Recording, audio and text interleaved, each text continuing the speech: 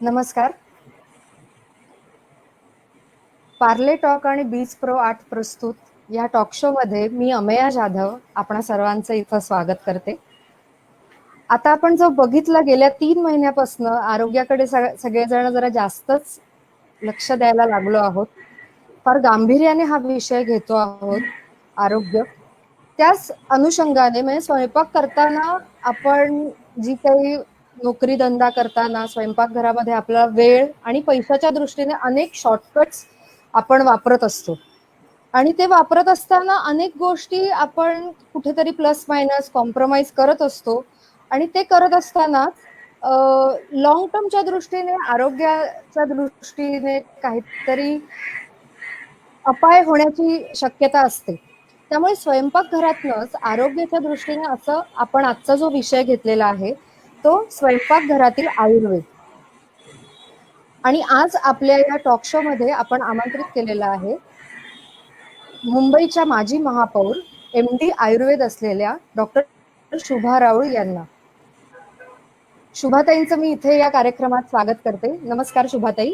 नमस्कार अमेया. खूप खूप स्वागत आहे तुमचं या टॉक शो मध्ये, पार्ले टॉक मध्ये.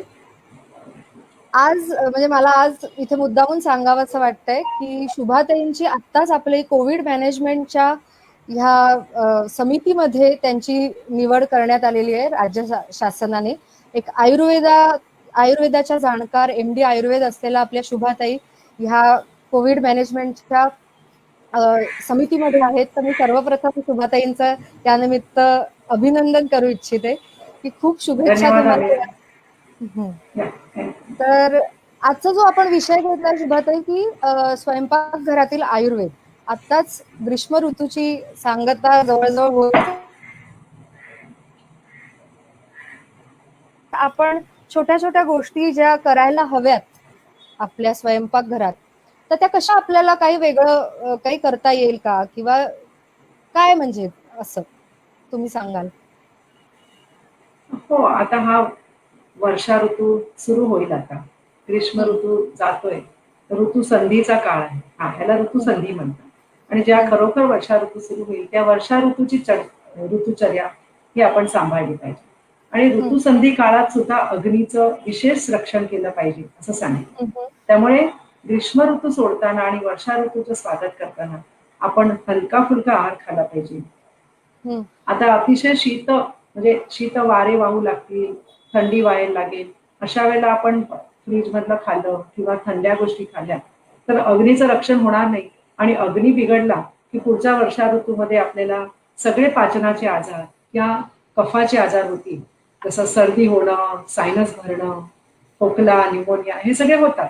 परंतु हा सगळा जो ऋतुचर्या हा विभाग आहे, गोष्ट आहे, ही लोकांनी समजून घेतली पाहिजे. कारण आजकाल काय आहे की कोणत्याही ऋतूत कोणत्याही भाज्या मिळतात, हे अतिशय चुकीचं आहे. वर्षा ऋतूमध्ये ठराविकच भाज्या खाव्या, ठराविकच धान्य खावं असा निर्देश आहे आयुर्वेदात.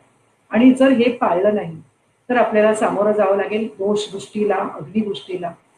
त्यामुळे जे आता वांग आपण खाल्लं असेल थंडी ऋतूमध्ये, आता पावसाळ्यात सुद्धा वांग मिळतं, पावसाळ्यात सुद्धा थंड भाज्या मिळतील. तसं न करता पावसाळ्याच्या वायू आणि कफाला हरण करणाऱ्या आणि पित्तालाही न वाढवणाऱ्या अशा प्रकारच्या भाज्या पावसाळ्यात खाव्या. शिवाय विहारामध्ये पण आपला फरक करा, म्हणजे वागण्यामध्ये सुद्धा पावसाळ्यामध्ये थंड वाऱ्याचं सेवन करायचं नाही, अभ्यंग करायचं, कारण वायूचं रक्षण करायला पाहिजे. पावसाळ्यामध्ये वायू वाढतो, वायू प्रकोप होतो आणि त्यावेळेला जर तुमची वात प्रकृती असेल, वायूचे विकार तुम्हाला झालेले असतील किंवा झालेले आहेत तर अशा वेळेला वायूचं विशेष रक्षण करा असं सांगितलं. मग त्यावेळेला वायूचं अनुलोमन करणारे, वायूमधला कफाचं पाचन करणारे असे काही ठराविक द्रव्य आहेत, जसं शेपा आहे, ओवा आहे, हिंग आहे, लसूण, नंतर तीळ तेल आहे, तीळ खायची, अभ्यंग करायचा, बस्ती द्यायचा तेलाचा, ह्या सगळ्या विहारात येतात. ह्या सगळ्या विहाराच्या गोष्टी आहेत आणि ह्या केल्या पाहिजेत. पायाला, हातापायाला, त्वचेला तीळ तेलाचं अभ्यंग करावं, ज्याच्याने वायू कंट्रोलमध्ये राहतो. अशा प्रकारे ऋतुचर्या ही पाळली पाहिजे. पण मग त्याच्यामध्ये स्पेसिफिक अशा भाज्या कोणत्या वापरल्या गेल्या पाहिजेत? म्हणजे पालेभाज्या फॉर ना एक्झाम्पल असं म्हटलं जातं ना, म्हणजे आपण घरी एक मोठे जे असतात ते असं कायम आपल्याला सांगत असतात की आता पावसाळा सुरू झालाय तर पालेभाज्या वगैरे आता आणणं बंद करायला पाहिजे. तर त्या म्हणजे बरोबर आहे. हा नाही नाही, त्याबद्दल हा विचार आहे कारण काय, पावसाळ्यामध्ये पालेभाज्यांची काय फार हाईट वाढत नाही. 1 किंवा 2 बिता एवढी पालेभाजी वाढते.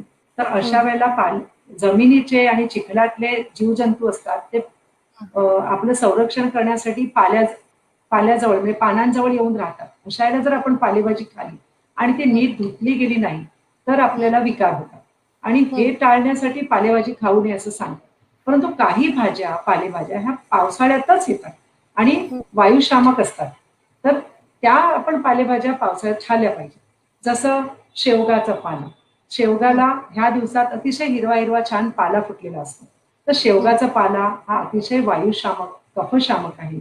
त्यामुळे हम्म, तो खायला हरकत नाही आणि तो उंच झाडावर असतो. त्यामुळे जीव जंतू त्याच्यावर चढायचाही प्रश्न येत नाही.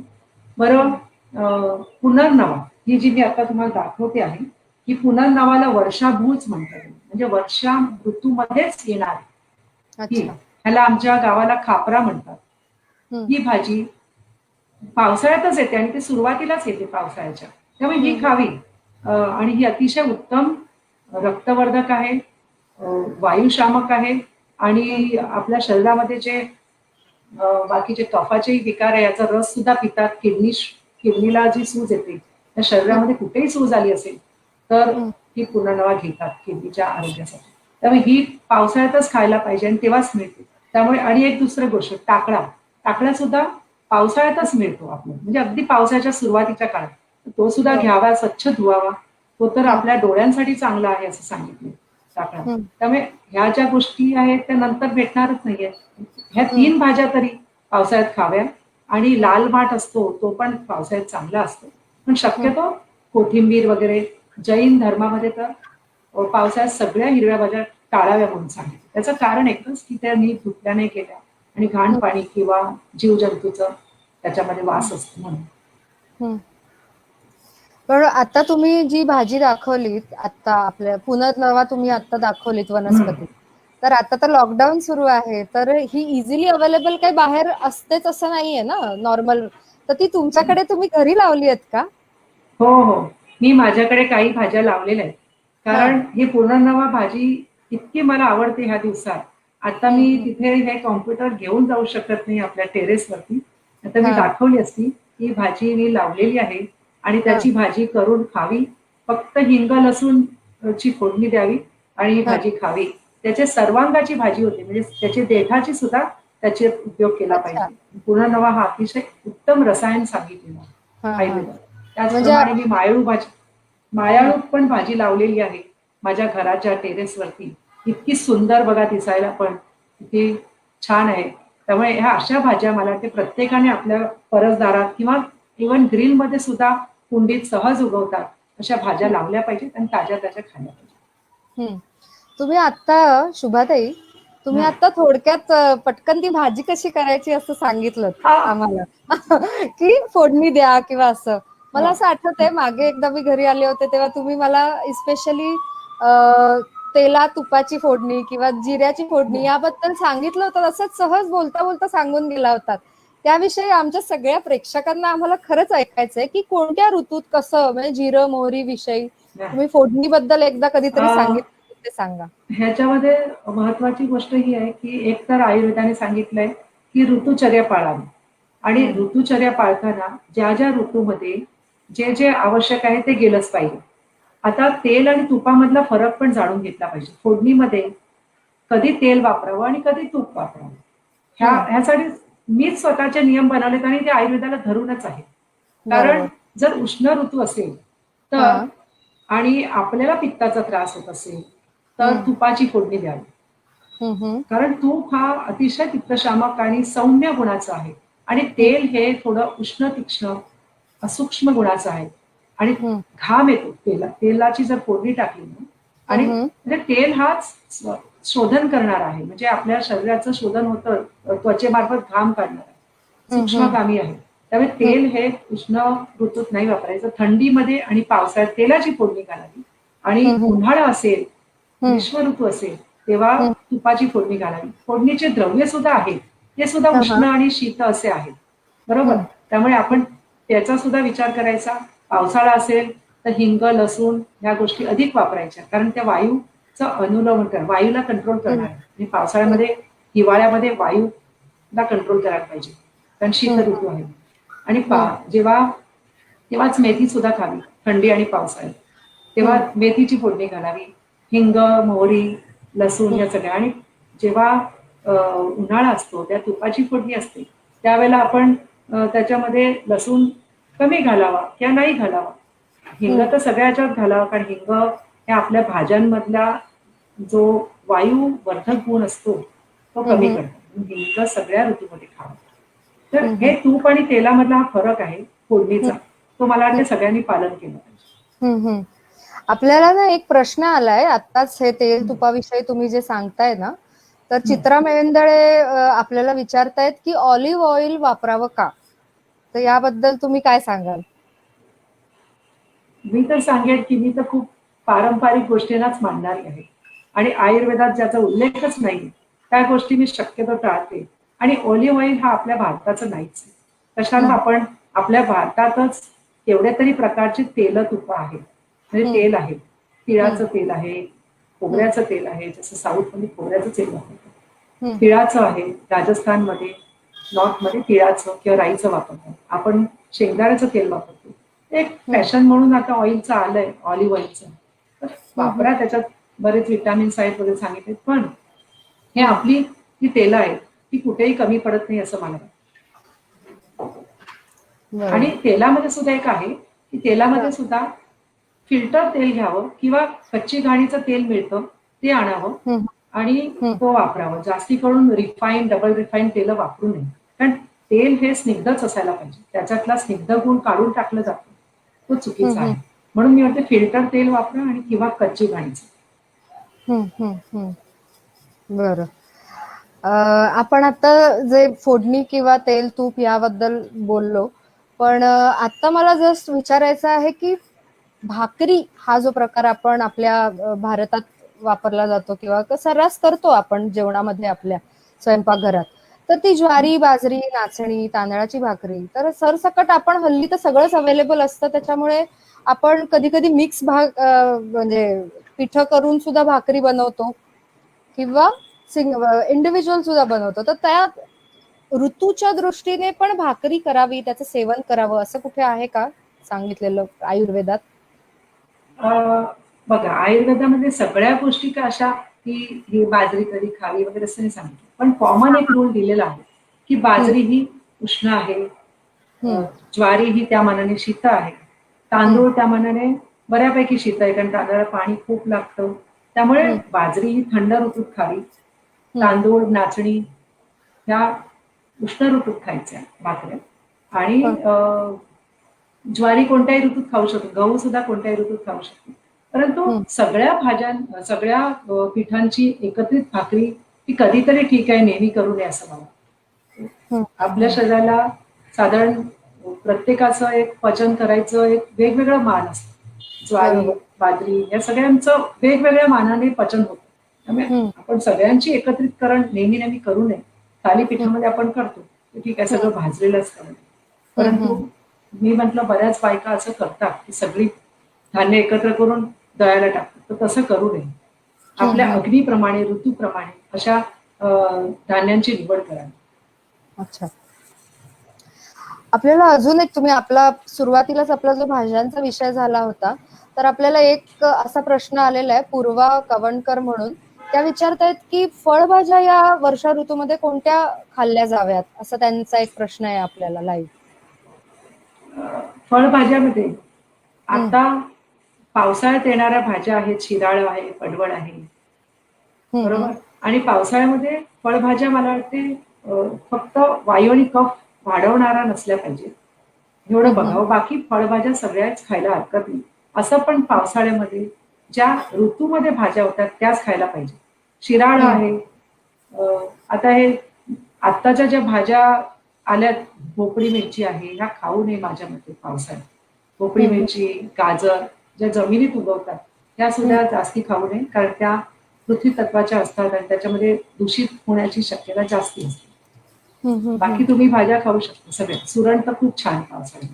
जरी जमिनीत उगवला असला तरी जमीन पावसाच्या आधीच तो बाहेर काढला जातो आणि म्हणून सुरण हा पावसाळ्यात चांगला आहे. भोपळा चांगला आहे. फक्त पालेभाज्या निवडताना थोडा विचार केला पाहिजे. आणि पावसाळ्यात असं पण हलका आहार खायला पाहिजे, लवकर पचणारा. म्हणून पावसाळ्यामध्ये जास्तीत जास्त उपवासाची शृंखला सुरू होते, कारण खूप हलका लघु उष्ण असा आहार खायला पाहिजे. म्हणजे गरम गरम जेवलं पाहिजे. खिचडी, कढी, गरम गरम भाकरी, पिठलं असं जास्ती खावं. भाज्या सुद्धा कमीच खाव्यात. सगळ्या खाऊ शकता परंतु कमीच खावं. म्हणजे थोडक्यात हलका आहार आपण प्रिफर केला पाहिजे पावसाळ्यात पचनाच्या दृष्टीने, असं म्हणाल ना तुम्ही. आपल्याला ना अजून एक प्रश्न आलाय. योगेश देशमुख आपल्याला विचारतायत की मधुमेह असल्यास नाचणी खाणं योग्य आहे का, असं ते विचारतायत आपल्याला. हरकत नाही. नाचणीची भाकरी खायला काहीच हरकत नाही. नाचणीचं सत्व सुद्धा असतं. घरी सत्व बनवू शकता. त्याच्यामध्ये ऍडिंग शुगर किंवा गुळ नाही टाकलं तर मधुमेहात खायला काहीच हरकत नाही भाकरी खायला नाचणीची. अजून एक असं विचारलं गेलंय की हल्ली गहू खाऊ नये असं म्हणतात, तर ते बरोबर आहे का? खरं गव्हाचं पीठ आहे ना, हे अतिशय पातळ दळलेलं असेल तर मला वाटते गहू कमी खावा. हे गहू खाण्याची पद्धतच सर्व्हिसला जाणारी लोक डबा घेऊन जायला लागली तेव्हापासून सुरू झाली. कारण मला असं आठवतं की आमच्या लहानपणी भाकऱ्याच आम्ही जास्ती खायचो आणि गहू हा मिळायचाच नाही, कारण ज्या देशात जे पिकायचं तेच आपण खायचं. महाराष्ट्रात मला वाटते आमच्या गावा साईडला तरी तांदूळच मिळायचं. आम्ही तांदूळ जास्ती खायचो, तांदळाची भाकरी. आणि कधीतरी पाहुणे आले तर गहू असायचे असं आमच्या लहानपणी.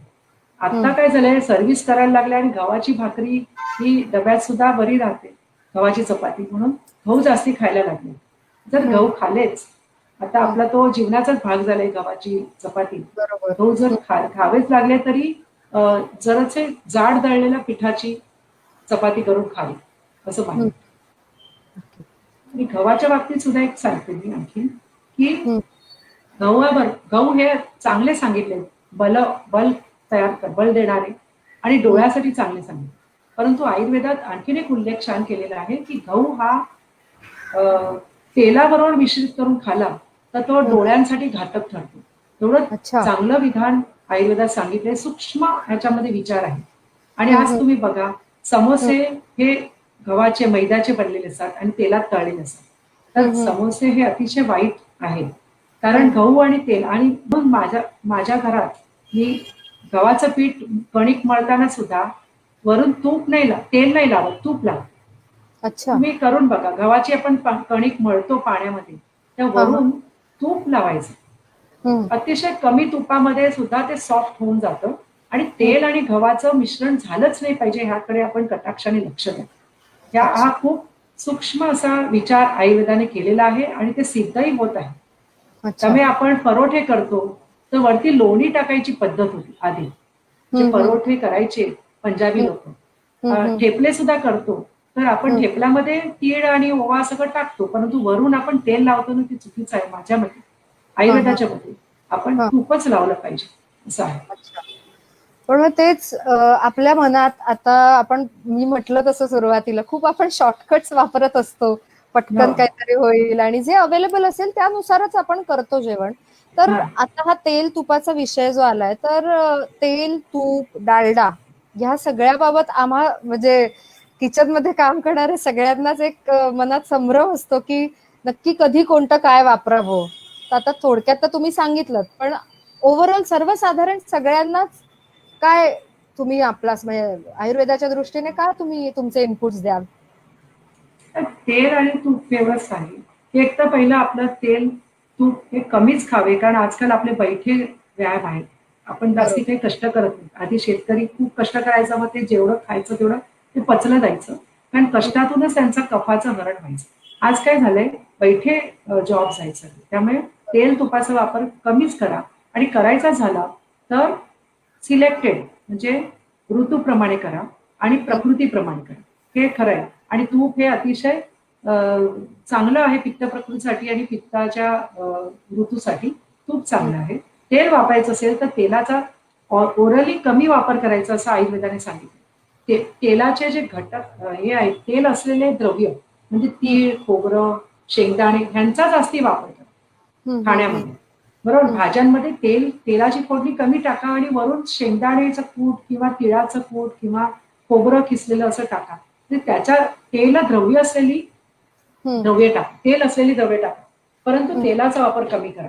कारण तेल हे आपल्याला शरीराला तेवढं चांगलं नाहीये. रेडीमेड असतं. आपण खोबरं जे चावून खातो ते खोबऱ्याचे सगळे गुणधर्म त्याच्यात जातात आणि तेल सुद्धा स्निग्धता असते तेल.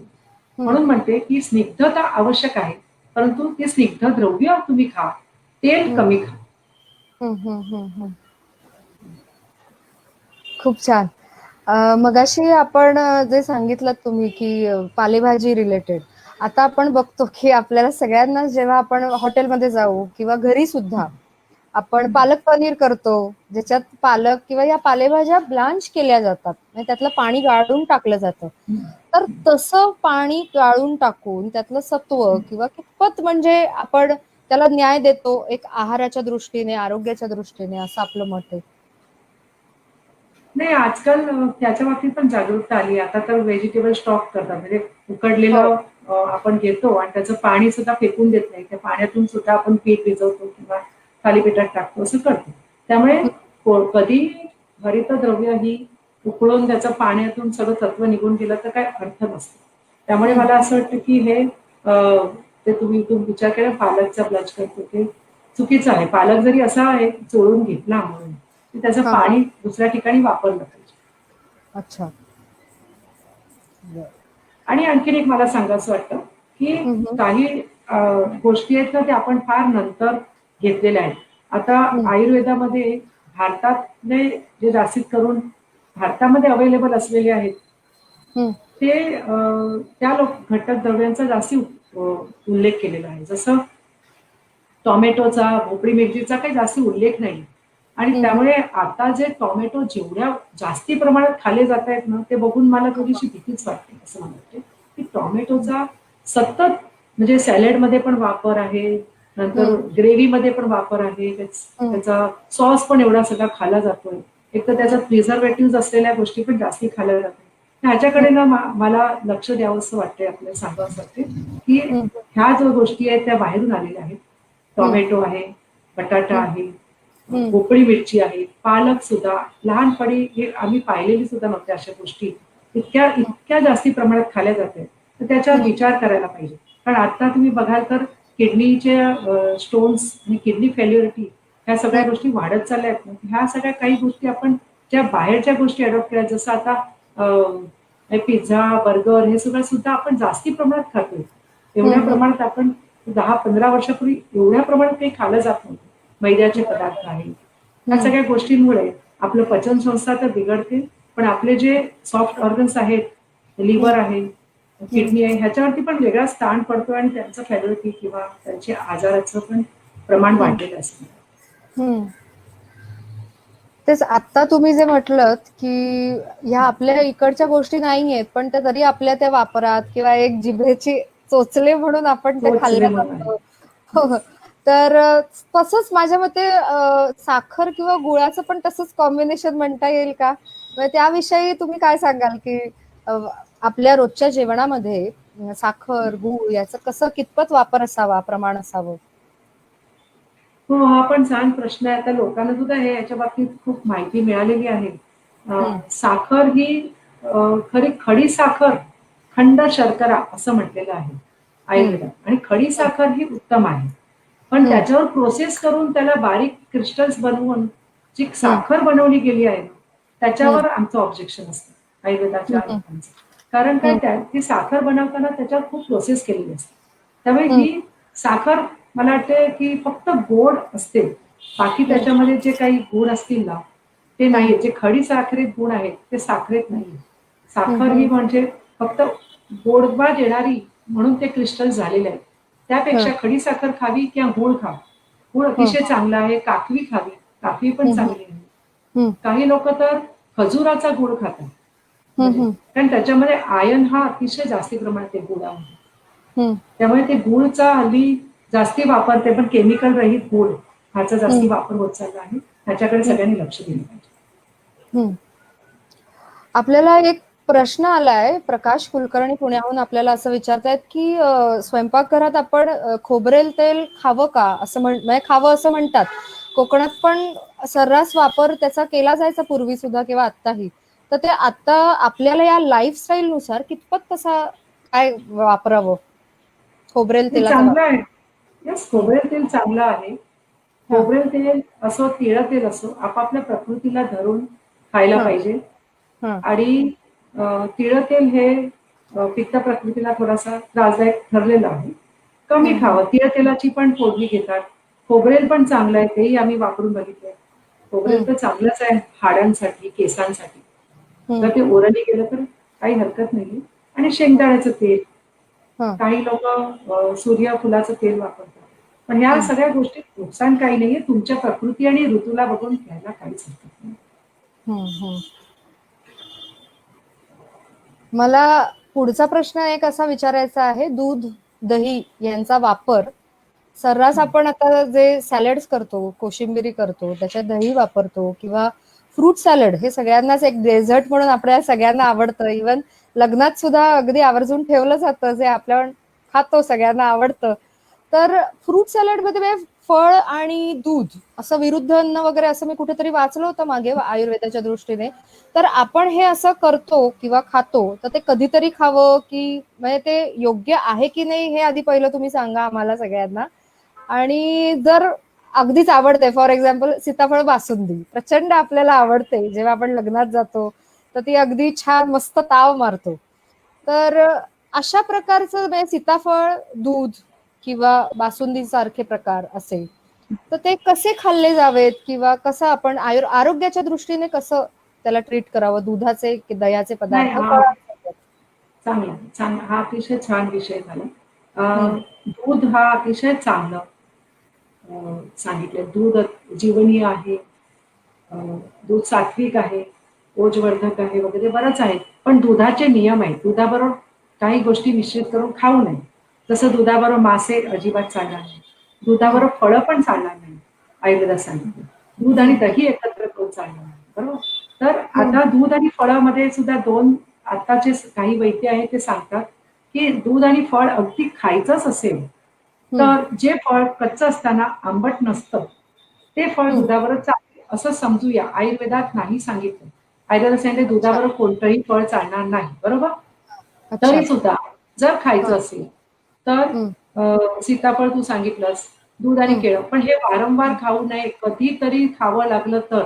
नाहीतर शिकरण ह्या शब्दाचा शिखरिणी नावाचा उल्लेख आयुर्वेदात आहे. शिखरिणी अच्छा. हा, असा हा, दुधाचा पदार्थ सांगितलाय. तो म्हणजे कसा, हा, तर हम्म, नारळाचं दूध, दूध न घेता नारळाचं दूध, हा, नारळाचं दूध, त्याच्यामध्ये केळं, हम्म, त्याच्यामध्ये गूळ टाकलं जातं हा, आणि अशा रीतीने ते खाल्लं जातं. आपण साऊथमध्ये बघितलं ना, तर असा एक प्रसाद मिळतो.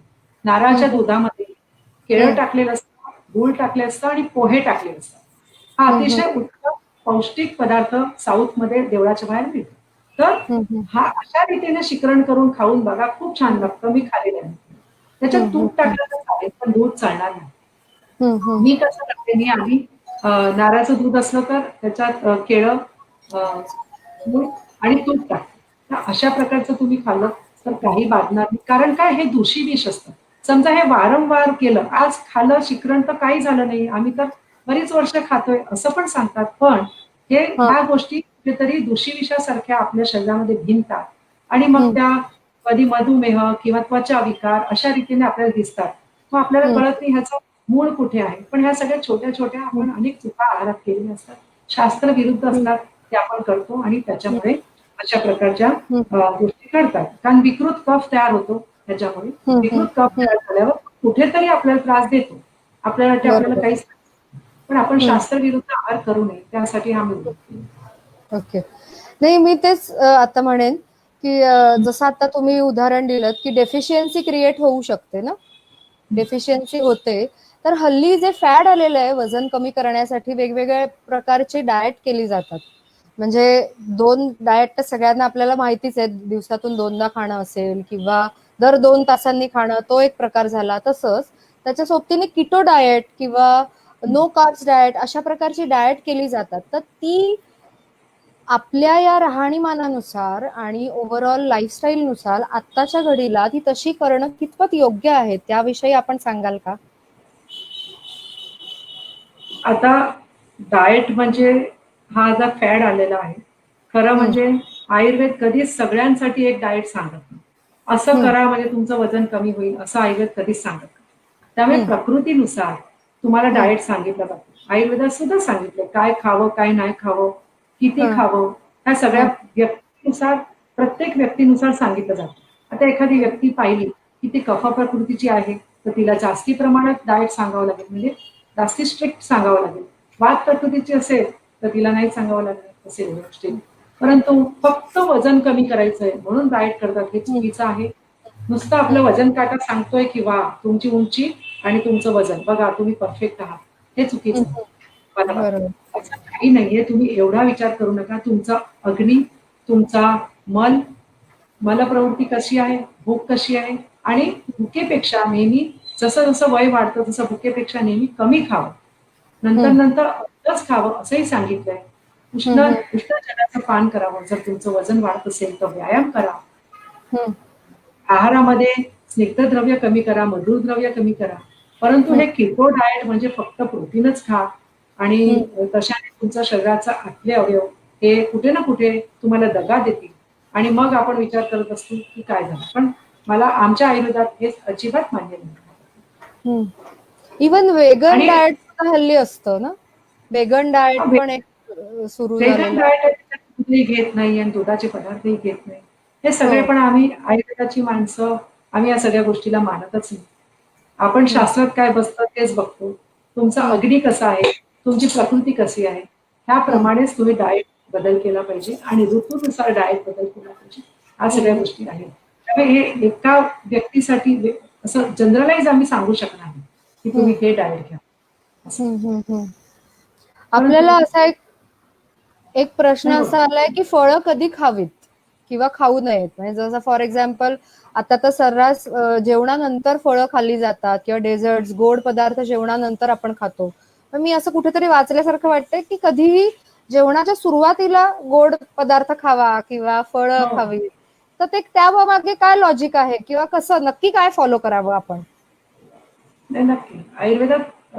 आयुर्वेदात काय जनरल आपण बघितलं तर आपला हां, जेव्हा अग्नी स्ट्रॉंग असतो, आपण म्हणतो भूक लागली, बरोबर? हां, भूक लागली हां. म्हणतो, तेव्हा आपण लोणच्यासारखा पदार्थ खाऊ का? तिखट हं, पदार्थ खाऊ का? नाही, कारण हं, अग्नी एवढा प्रदीप्त असतो, त्याला मधुर रस दिला पाहिजे, स्निग्ध दिलं पाहिजे. म्हणून हं, पहिलं मधुर रस खायला पाहिजे. शेवटी हं, मधुर रस खाऊ नये, कारण अग्नी जेव्हा अतिशय चांगला प्रज्वलित असतो, त्यावेळेला हं, तुम्ही मधुर रस किंवा गुरू पदार्थ हे पचायला जड असतील असे पदार्थ पहिले खा. म्हणजे त्याला अग्नी पहिला पाचन करायला घेईल आणि हं, मग तुम्ही बाकीचे हलके पदार्थ वगैरे खा. परंतु फळं सुद्धा हं, शक्यतो फळ हे जेवणामध्ये खायचं असेल तर जेवणाच्या आधी थोडीशी खाऊन घ्यावी. बाकी हं, जेवणामध्ये फळं खायची काही गरज नाहीये.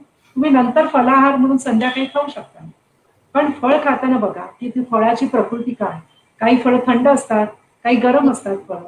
हं, जसं हं, पपई हा उष्ण फळ आहे. हं, चिकू हे उष्ण फळ आहे. हं, तुम्ही द्राक्ष आणि केळी बघितली तर शीतद्रव्य आहे, शीत आहे. तर तुम्ही ते पावसाळ्यात कशी खायची, संध्याकाळी खायची की नाही, हं, प्रकृती बघून त्या प्रकारे खायला पाहिजे. या सगळ्या हं, गोष्टी. हं. बरोबर. आता जसं मगाशी तुम्ही सांगितलंत मला विचारायचं राहून गेलं, की दुधासोबत कोणती फळं खावीत वगैरे. तर आमरस हा आत्ताचा जो सीझन आंब्याचा झाला, तर त्या आंब्यासोबत दूध हे आपण सेवन केलं जातं किंवा करावं की नाही म्हणजे आमरसामध्ये? की नुसताच आमरस खावा? कसं नाही, म्हणजे त्याबद्दल पण नाही, नाही? नाही. अच्छा. नुसताच आमरस खावा, दुधाचा कशाला तुम्ही अच्छा. मिश्रण करता? दूध ही हां, इतकी चांगली गोष्ट दिली आहे. दुधाबरोबर हां, खारट पदार्थ खाऊ नये, मासे खाऊ नये, फळं खाऊ नये. हे सगळे नियम हां. सांगितले. त्यामुळे हं. आपण हल्ली काय करतो, दुधाची खीर असते आणि हां. दह्याची रायतं सुद्धा असतं. असं एका हो. ताटामध्ये असतं. असं हो करू ना. नये. जर हं, आपल्याला हं. कारण ह्या सगळ्या कालांतराने त्रास देणाऱ्या गोष्टी आहेत. हं, त्यामुळे हं, जे काही हं. जुने वैद्य आहेत, जे आयुर्वेदाचे ऋषीमुनींनी जे काही तुम्हाला नियम सांगितले ते फार सूक्ष्म विचार करून सांगितले. जरी त्यांच्याकडे मायक्रोस्कोप नव्हता, त्याच्याकडे टेस्टिंग लॅबोरेटरी नव्हत्या, पण तरी सुद्धा त्यांनी अतिशय सूक्ष्म विचार हे सांगितलेले आहेत. त्यामुळे त्या विचारांना आम्ही अजूनही मान्य करतो. अजूनही तो विचार तसेच शाश्वत आहे. जसं आमरसाबद्दल मी आता जे विचारलं की आपण नॉर्मली आता ह्या उन्हाळ्याच्या सीझन मध्ये आमरस तर सेवन करतोच, ताजा ताजा खातो, पण असंही आपण अनेकदा, आता फ्रीज आपल्याकडे उपलब्ध आहे तर आपण तो साठवून ठेवतो किंवा टीन मध्ये प्रोसेस्ड आमरस खाल्ला जातो, तर ते खाणं कितपत योग्य किंवा कसं? नाही, हे सगळे जिभेचे चोचले आहेत. ज्या वर्षभर ऋतूमध्ये जे आपण खाऊ मिळालं शकतो ना, असं म्हणून. काय म्हणजे काय आमरस मला खूप आवडतो, तर मला हा वाटलं माझ्या वाढदिवसाला सप्टेंबर महिन्यात किंवा हा ऑक्टोबर महिन्यात मी दिवाळीच्या वेळेला मला आमरस खायचंय, तर हा त्यावेळेला मग तो आमरस मला मग करा अवेलेबल ना, खा. हवा. नाही नाही, आता हे बघा, शेवटी आपण फ्रीज आणला, आता काय शास्त्राच्या सोबत नाही, पण ठीक आहे, आता आहे फ्रीज म्हणून काही हो, लोक आमरस भरून ठेवतात आणि ते वर्षभर खातात. खा, बरोबर, पण तुम्हाला तो बाधतोय का ते बघा. कारण बरोबर. आमरस हा मधुर रसाचा आहे, चांगला आहे. आमरस, आंबा हा अतिशय श्रेष्ठ फळ सांगितलेलं आहे, हृदयाला पोषक आहे, रक्तवर्धक आहे, हं, तुम्हाला हं, चांगली कॅलरीज देतो. हं, परंतु त्याच्या हं, नंतर खाल्याने, समजा शीत ऋतूमध्ये खाल्ला तुम्ही आणि हं, हं, घसा बसला, तुम्हाला हं. कफाचे विकार झाले, असं होऊ शकतं. मग तुम्ही खायचाच असेल तर खा, कमी खा. आणि त्याला बरोबर. पाचक द्रव्य असतात, म्हणजे त्रिकटू आहे, सुंठ, हां, मिरे, पिंपळी याचा एक थोडीशी मात्रा घेऊन टाका तोंडात. अच्छा. सुंठ हां, हां, खा. आमरसामध्ये हां. सुंठ खायची विधान ह्याच्यासाठीच आहे की सुंठ हां. आमरसाचे दोष असतील ते दूर करेल. हं, हं, हं, हं. वाह! खूपच छान.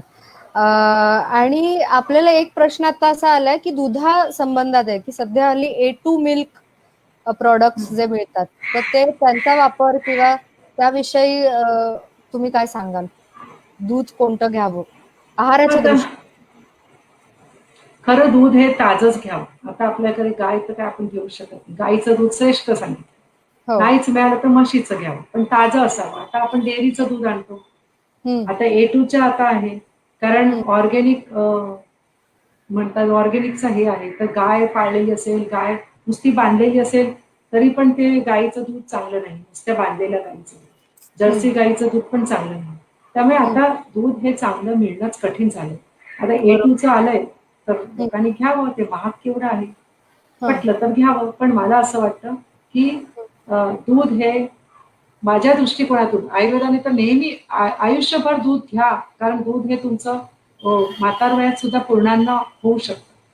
हं, हं, परंतु अ, दुधाच्या जागी दही हं, घेतलं, ताक हं, घेतलं तरी चालतं. दुधाचेच ते हे आहे, ताक हं, घ्यावं.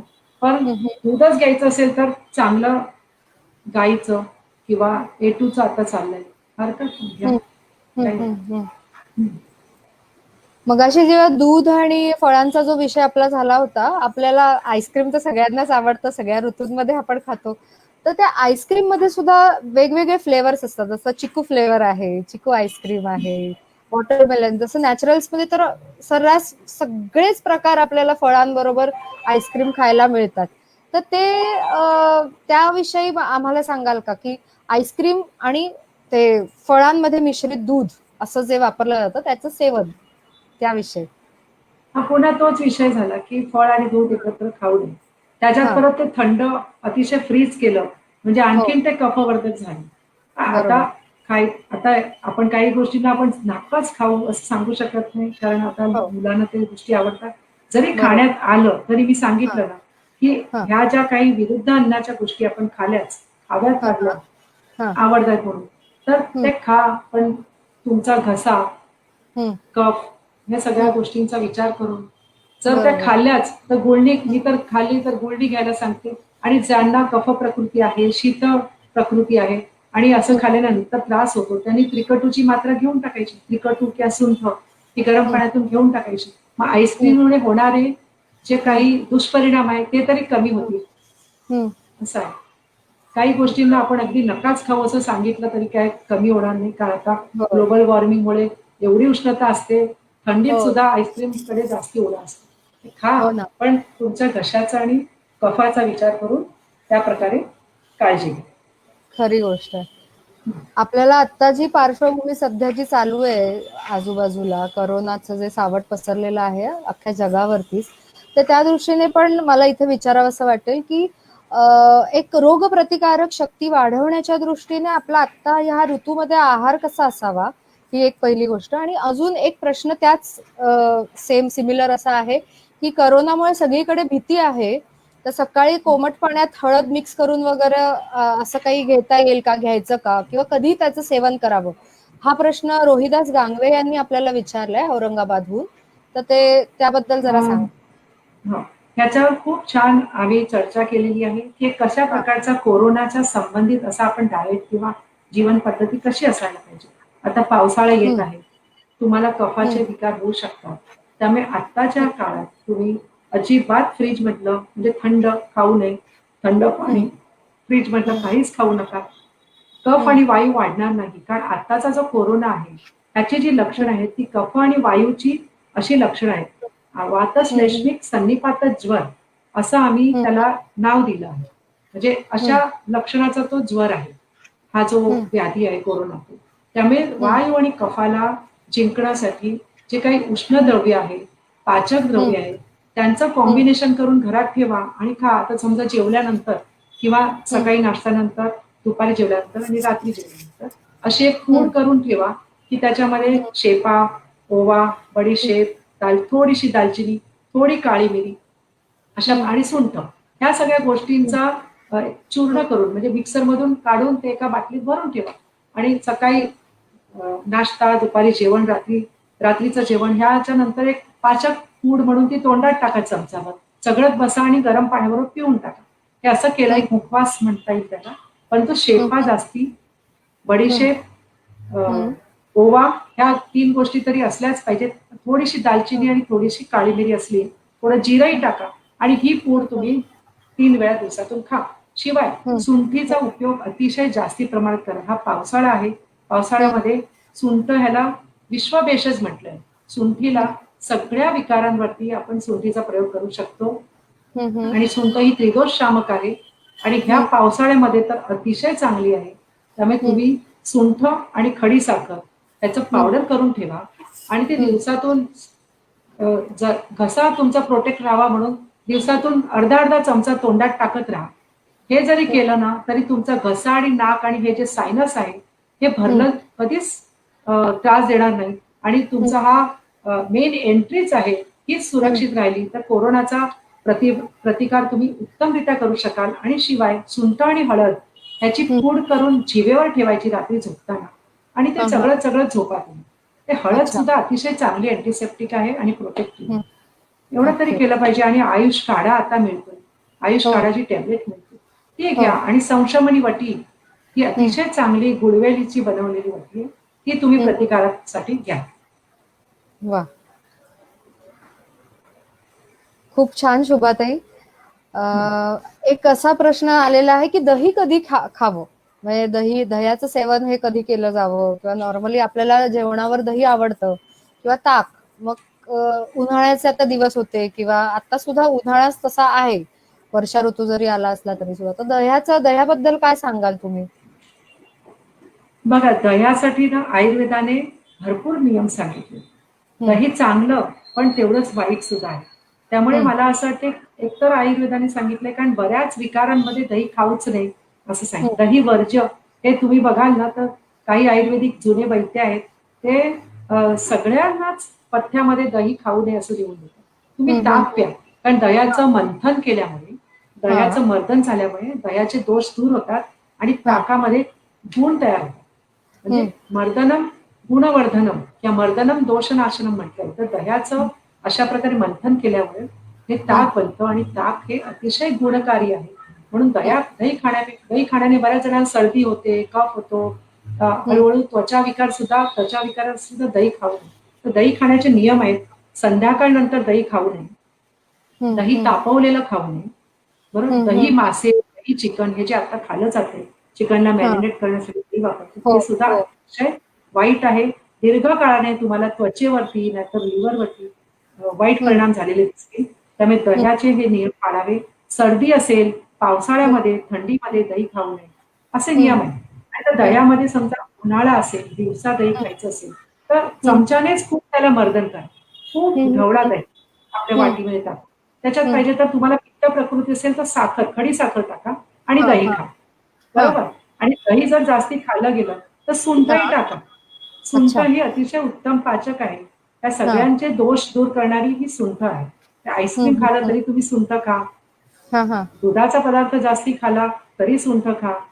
हां. एक सुंठाचा एक पाव चमचा तोंडात ठेवून गरम पाणी घेऊन टाका. म्हणजे असं ओके. आणि दह्याचं सेवन हे हं, टाळलेलं बरं माझ्या मते. हं. खायचंच असेल तर खूप ढवळून त्याच्यामध्ये खडीसाखर टाका. नाहीतर हां. काही लोक सुंठ टाकतात किंवा नुसतं चाट मसाला किंवा काळं मीठ टाकून सुद्धा दही खाऊ शकता. पण संध्याकाळी दही खाऊ नका. तुम्हाला जर अच्छा. कफाचे विकार वारंवार होत असतील तर दही खाऊ नका. हं, आणि कफ प्रकृतीचे ऋतू असतील म्हणजे हं. थंड ऋतू किंवा पावसाळा ऋतू याच्यात दही खाऊ नका. ओके. आता तुम्ही जे सांगितलं शुभाताई, की हम्म. दह्यामध्ये साखर जराशी घाला आणि मग तुम्ही खाऊ शकता, त्याचं सेवन करू शकता. मग काही जणांना दह्यासोबत मीठ घालून खायची सुद्धा सवय असते.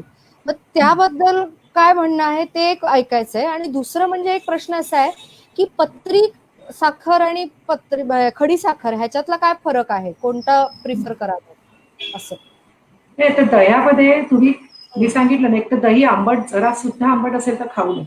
बरोबर. हां, हां. आता दही गोड दही असतं तर हां. ते ते दही खडीसाखर घालून खावं ज्यांना पित्ताचा विकार असेल त्यांना हं. किंवा जे वायूचा विकार असेल त्यांच्यासाठी. वायू आणि पित्तासाठी दही आंबट नसलेलं खडीसाखर घालून खावं आणि जर हां. कफाचा विकार असेल दही खायचं झालं तर खूप मर्दन करावं आणि त्याच्यामध्ये त्रिकटू घालावी किंवा नुसती शुंठी घातली ती चालेल नाहीतर चाट मसाला घाला किंवा हं. साधं काळं मीठ तरी घाला सेंधव मीठ काळं मीठ घालून हां. तसं दही खा म्हणजे कफाच्या हं, हं, विकारांसाठी.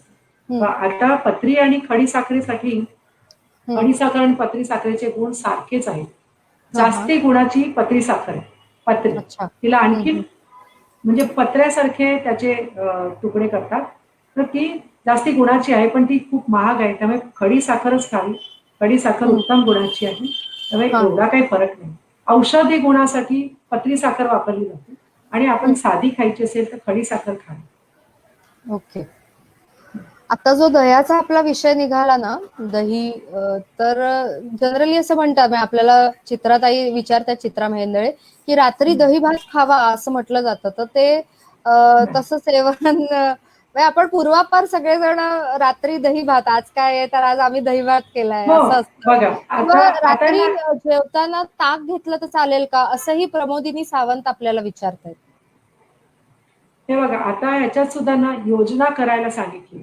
हां, हां. आहारामध्ये आपल्याला हां. जर थोडेसे नियम जर मोडायचे असतील ना, तर हां, योजना हां. आहे. म्हणजे कसं, बरोबर. आता रात्री हां, दही खायचं झालं, तर तुम्ही हां, रात्री दही खायचं असेल, तर रात्री दह्यामध्ये हे हां, पाचकचीच गोष्टी आहेत. हां, जसं ओवा पावडर आहे, तिखटू चूर्ण आहे, हां, सेंधव मीठ आहे. हां. ह्या गोष्टी टाकून दही खा. दही भात खाल्ला असेल, तर हं. त्याच्यामध्ये तुम्ही किंवा दही भात खाल्यानंतर गरम पाणी प्या. म्हणजे हां. पाचन होऊन जातं. हां, अच्छा. एक तर खाऊ नये, पण खायचंच असेल तर योजना करून खा असा उल्लेख आयुर्वेदात आहे. तर हां, हां, अ, हां. गरम पाणी वरून प्यावं लागेल किंवा हां. तिखटू पावडर टाकून मग दही भाताची तुम्ही घेऊ शकता जेवण. हं. आणि दुसरं काय विचारलं होतं तुम्ही? नाही, दही भाताचंच रात्री जेवताना जर ताक हां, घेतलं तर ताक. चालेल नाही का असं? हं. ताक सुद्धा रात्री हां. खाऊ नये. कारण ते द्रव अच्छा. पदार्थ आहे. पण हं. दह्यापेक्षा ताक बरं. रात्री ओके. जेवल्यानंतर ताकामध्ये हं. ताकाचा मसाला आपण बनवतो. तो टाकून जर ताक पिलं तर काही प्रॉब्लेम नाही. पण हं. सर्दी जाण्या हं. होत असते, ज्यांची कफ हां. प्रकृती आहे, वात अच्छा. प्रकृती आहे, त्यांनी हे टाळावं. आपल्या हं. प्रकृतीप्रमाणे ह्या गोष्टी असतात. कारण आयुर्वेदामध्ये सर्वसकट सगळ्यांना एकच नियम लागू होत नाही. काही बरोबर. नियम हे वैश्विक आहेत. म्हणजे हे नाही हं. म्हणजे नाही. जसं दुधामध्ये अ, हं. दूध आणि लवण एकत्र नाही म्हणजे नाही.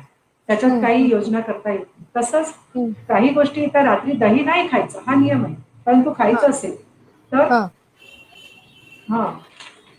आणि दही भात असतो ना, तो सुद्धा बनवण्याची एक पद्धत आहे पारंपरिक, की हं. अ, गरम भातामध्ये अ, हां. दही टाकून त्याच्यात दूध टाकतात आणि मग तो झाकून ठेवतात आणि मग तो हां. असा दही भात बनतो. तो उत्तम दही भात आहे मला वाटतं. आपण अच्छा. काय करतो भातावर दही टाकतो आणि दही भात खाला असं समजतं. तसं न हं. हं. करता हं. दही हं. भाताची पारंपरिक पद्धत आहे. तशा हां. प्रकारे दही भात खा. बरोबर. काही जण असं एक प्रश्न असा आलाय आपल्याला की पोहे म्हणजे ऍसिडिटी होते पोहे खाल्ल्याने काही जणांना, तर पोहे खाणं कसं कितपत योग्य किंवा ऍसिडिटीच्या पॉइंट ऑफ व्ह्यू असं आपल्याला एकाने विचारलंय. पोहे खाऊन ऍसिडिटी मला तरी वाटतं की एवढी बाधक नाहीये, पण तुम्ही ते चावून खात असाल तर हम्म, खूप चावून खाल्लं तर तो हम्म, मधुर रसच आहे, त्याच्याने बरोबर. ऍसिडिटी होणार नाही. पण काही वेळेला कडक पोहे असतात ते अर्धवट चावून खाले तर ते टोचले जात असतील आणि त्याच्याने ऍसिडिक म्हणजे गॅस्ट्रायटिस सारखं होत असेल. तर हा, बाकी हा, पोहे हे अतिशय लघु म्हणजे हम्म, पचायला लघु, मधुर हम्म, विपाकी मधुर आहे. त्यामुळे हम्म, त्यात ते दुधावर खावे. हम्म, भाजून काही वेळेला भाजून मिक्सर मधून काढून ते दुधाबरोबर खाले जातात. तर पोहे हम्म, हे भातापेक्षा पण पोहे चांगले सांगितले, त्याला पृथू का म्हणतात आयुर्वेदिक. ओके. आणि जर ऍसिडिटी असेल तर पोहे खायचे असेल तर तुम्ही दुधाबरोबर तुपाबरोबर असे करून हा, खाऊ शकता. ओके. आता आपण बघतोय की सगळं सुरळीत काही दिवसांनी अगदी बॅक टू नॉर्मल कदाचित होईल, कदाचित म्हणजे समप्रमाणात होईल, माहिती नाही. पण ह्या सगळ्यामध्ये आपण जसा जो मुख्य आपला विषय आहे स्वयंपाकघरातील आयुर्वेद, तर तरुण मुली आहेत ज्या स्वतःच मॅनेज करतायत, लहान मुलं घरी असतात, तर त्यांना खाऊसाठी वगैरे आपण म्हणजे सकाळचं एक ब्रेकफास्टच्या दृष्टीने असेल किंवा फळं कधी द्यावीत किंवा ओव्हरऑल जेवणाचं एक सिस्टीम वेळ कशी कशी म्हणजे मॅक्झिमम आपण पाळू शकतो अशी जर सिच्युएशन असेल तर कसं होईल. कारण आपण आता जे बघतोय ह्या 3 महिन्यात एक स्पेसिफिक आजार सोडला तर बाकी आपल्याला कुणालाच कसलाच काही त्रास किंवा आजार झालं पण नाही. असं आलेलं नाहीये घरातलं हा. खाऊन मुख्य म्हणजे. तर त्याविषयी जरा सांगाल का आम्हाला की ओव्हरऑल आपलं शेड्यूल कसं असेल तर चांगलं एक वर्किंग वुमनच्या दृष्टीने आपण जर पाहिलं तर. पहिलं गोष्ट डबे म्हणजे आपण आता करून देतो. आत्ताच्या मुली काम सुद्धा करतायत बाहेर जाऊन ऑफिसचं आणि घर सुद्धा सांभाळतायत. त्यात लहान मुलं असेल तर त्यांची चिवडा ताण होतो. तर हो. थोडी योजना करून आपण स्वयंपाकघरी सांभाळू शकतो. आणि ज्या हम्म, गोष्टी नाहीच खायच्या आहेत त्यात हम्म, खाऊच नका, त्या आणूच नका स्वयंपाकघरी, असं माझं मत. कारण हम्म, मला तर असं वाटतं की स्वयंपाक खोलीतलं सायन्स हे हम्म, शाळेमध्ये शिकवलं पाहिजे. हम्म, हम्म, शाळेमध्ये 7वी, 8वी, 9वी मध्ये तरी हम्म, आयुर्वेद हा शिकवलाच पाहिजे. आयुर्वेदाचे बेसिक नियम आहेत जे हम्म, भारतीय जीवन पद्धतीमध्ये बिंबवलेच पाहिजे आणि ते शाळेमध्येच आयुर्वेद शिकवावा अशी माझी इच्छा आहे. आणि असं मी निवेदन सुद्धा या शिक्षण मंत्र्यांकडे देणार आहे हम्म, की हम्म, बऱ्याच मुलींना किंवा हम्म, बऱ्याच लोकांना खूप शिकलेले असले तरी त्यांना काहीच स्वयंपाकघरीत माहीत नसतं. आता तर स्वयंपाकघरीतले काही द्रव्य तर गायबच झाले. म्हणजे आधी खसखस असायलाच पाहिजे, हम्म, स्वयंपाकघरी डिंक असायलाच पाहिजे, हम्म, नसतात. ह्या गोष्टी कुठे आहेत? ओवा कधी वापरायचा, शेपा हम्म, बडीशेप ही कधी वापरायची, केवढे केवढे द्रव्य आहेत जे स्वयंपाकडे ठाण मांडून बसलेले असायचे. आता हम्म, त्यांच्या जागे ते ह्याच्यावरती पिझ्झावरचा मसाला काय, ते वेगवेगळे प्रकारचे सॉस काय, हे सगळे आलेत. हे सगळे हम्म, रजोगुणी आहेत, रजोगुण वर्धक. एक तर ग्लोबल वॉर्मिंग आहे, मेंटल स्ट्रेस आहे, तुमचं हम्म, पित्त, मानसिक पित्त पण वाढलेलं असतं, शरीरात पण पित्त वाढलेलं असतं. हम्म, मुलींना लवकर मेनोपॉज यायला लागेल. ह्या सगळ्या बरोबर. हार्मोनल डिस्टर्बन्स, ह्या सगळ्या गोष्टी असताना जर आपल्याला स्वयंपाकखोलीचे जे रसायन आहेत, स्वयंपाकखोलीत हम्म, ठाण मांडून बसलेले असतात, ते आपल्याकडे बघत असतात की अगं बाई मी पित्तशामक आहे, अरे मी हम्म, कफशामक आहे, कशाला जातेस हम्म, ऍसिडिटीची औषधं घ्यायला, हम्म, कशाला जराशी सर्दी झाली की डॉक्टरकडे जातात. हे सगळं हम्म, आता बंद करायला पाहिजे. आपण हम्म, आपल्या निसर्गातूनच खूप काही शिकायला पाहिजे. बरोबर. स्वयंपाकखोलीतच 50% औषधं आहेत असं माझं म्हणणं. हम्म, 50 काय 70% औषधं आहेत असं मी म्हणतो. हम्म, हम्म, हम्म. आपल्याला डॉक्टर कविता रेगे एक प्रश्न विचारतायत, मगाशी जो दही भाताचा जो मुद्दा झालेला, तर कविता हा. ताई आपल्याला विचारतायत की दही भाताची पारंपरिक पद्धत कोणती असं त्यांनी हा. विचारलंय आपल्याला. मला मला माहितीये, माझ्या आईची एक मैत्रीण आहे, तिने आम्हाला दही भात शिकवलं होतं कसा करायचा. तर ते हा, हा, भात शिजवल्यानंतर हा, भात गरम गरम जो भात असतो ना, तो हम्म, शिजला ना की त्याच्यात दूध ओतून ठेवायचं आणि तो हा, भात कोमट झाला की मग हा, त्याच्यामध्ये दही मिक्स करायचं. पूर्ण हा, हा, भात आणि दूध असतं त्याच्यामध्ये थोडंसं विरजण घातल्यासारखं दही मिक्स करायचं हा, आणि हा, मग झाकून ठेवला की हा, 6 तासाने तो दही भात होतो. आणि मग हम्म, त्याला तुम्ही वरून फोडणी घाला तुपाची. हम्म, त्याच्यामध्ये जिरं, कढीपत्ता, मिरची हम्म, आणि हिंग, हम्म, अशी चांगली फोडणी करायची आणि त्याच्यावर पसरवायची हा झाला हम्म, दही भात. मी तरी दही हा, भात हाच अशाच प्रकारे खाल्लेला आहे आणि तो इतका छान लागतो. त्यामुळे हम्म. आता आपण दही भात मागवला की ते दही आणि वेगळा भात असा मिक्स करून देतात. तो दही हम्म, भात मला नाही वाटत एकच चवीलाही चांगला लागणार नाही आणि त्याच्यामध्ये गुण सुद्धा ते होणार नाही जे आपल्याला हवे. बरोबर. आजच्या आपल्या या डिस्कशन मध्ये आपण तुम्ही जी आतापर्यंत शुभाताई उत्तरं दिली आहेत ती प्रत्येक वेळेला तुमच्या उत्तरामध्ये सतत असा प्रश्न आला होता की सांगणं होतं की आपल्या प्रकृतीनुसार आहार घ्यावा, असं करावं तसं करावं. प्रकृती वात असेल, पित्त असेल तर डॉक्टर अस्मिता हेगडे आपल्याला विचारतायत की आपली प्रकृती नक्की कोणती आहे हे कसं ओळखावं? तर आपण आपली प्रकृती ओळखायला तुम्ही जाऊ नका. कारण बरेच प्रश्न तुम्हाला विचारले जातील. तुम्ही तुमच्या चांगल्या वैद्याकडे जा. तुमच्या आजूबाजूला कोण चांगला वैद्य असेल त्याच्याकडे जा आणि सांगा की मला प्रकृती जाणून घ्यायची. ते तुम्हाला एवढे तरी प्रश्न विचारतील. तुमचा अग्नी कसा आहे? तुमची मलप्रवृत्ती कशी आहे? तुमची झोप कशी आहे? तुमची पचनशक्ती कशी आहे? किती किती वेळाने तुमचं पचन झाल्यासारखं तुम्हाला दिसेल. 2-3 दिवस तुम्ही तुमचं निरीक्षण कराल आणि पुन्हा जाल त्याच्याकडे. तेव्हा तुमची प्रकृती ठरेल. तुमची त्वचा कशी आहे? डोळे कसे आहेत? केस कसे आहेत? ह्या सगळ्यावरून तुमची शरीराची बांधणी कशी आहे? ह्या सगळ्यावरून तुमची प्रकृती ठरवली जाते. अशी पटकन प्रकृती म्हणजे ब्लड ब्लड टेस्ट केली आणि प्रकृती असं नाही. पण साधारण तुमची वात, पित्त, कफ आणि शिवाय त्याला अनुबंध असतो. जशी माझी प्रकृती वात आणि पित्तानुबंधी आहे. म्हणजे मी वात आणि पित्ताला धरून माझा आहार आणि आचार करते. म्हणजे व्यायाम जे करायचे. म्हणजे आपण सरसकट सगळ्यांना नाही सांगायचं की अर्धा तास व्यायाम करा. असं नाही सांगू शकत. वात आणि पित्त प्रकृतीने कमी व्यायाम केला तरी त्यांना घाम येतो. आणि कफ प्रकृती असेल तर त्याने डबल वेळ घेतला, जास्त वेळ घेतला तरी त्यांना घाम येत नाही. म्हणजे त्यांनी जास्ती व्यायाम केला. म्हणजे प्रकृतीनुसारच तुम्ही आहार, व्यायाम, विहार हे ठरवले पाहिजे. म्हणून प्रकृती जाणून घ्या आणि तुमच्या वैद्याकडे जाऊन तुम्ही प्रकृती जाणून घ्या. बरोबर. आता ह्या 3 महिन्याच्या काळात लॉकडाऊन मध्ये आपण पाहतोय वेगवेगळ्या रेसिपीज आपण स्वयंपाकघरात मग त्या स्त्रिया असतील किंवा पुरुषांनी सुद्धा पुढाकार घेऊन अनेक पदार्थ केलेले आपण सोशल मीडियावर पण पाहतो आहोत आणि ओव्हरऑल आपल्या फॅमिली ग्रुप्समध्ये पण खूप एक्सचेंज होतात असे फोटो. तर त्याच्यामध्ये आपण मॅक्झिमम प्रमाणात जे पदार्थ केले तर केक किंवा पेस्ट्रीज घरच्या घरी ते वेगवेगळे प्रकार केलेत. तर आपल्याला एक प्रश्न असा आलाय, प्रमोदिनी सावंत विचारतायत की बेकिंग सोडा घातलेले पदार्थ शरीराला घातक असतात का किंवा त्यांचा वापर कसा कितपत करावा? बेकिंग सोडा, आता सोडा आहे ना हा खरं म्हणजे आहारात जास्ती वापरलाच नाही पाहिजे.